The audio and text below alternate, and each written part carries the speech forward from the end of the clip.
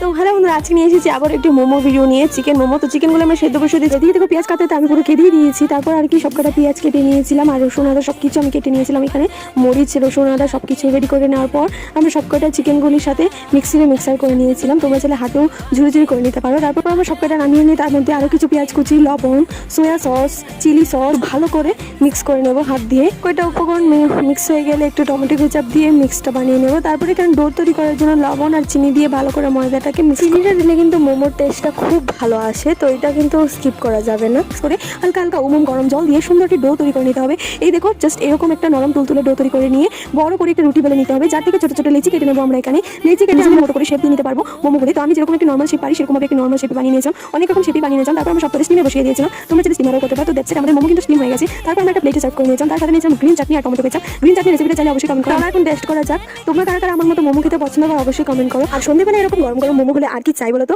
মোমোগুলি তো খেতে দুর্দান্ত হয়েছিল। তোমাদের মোমোগুলি দেখতে কিরকম লেগেছে অবশ্যই কমেন্ট করো। Thanks for watching, by.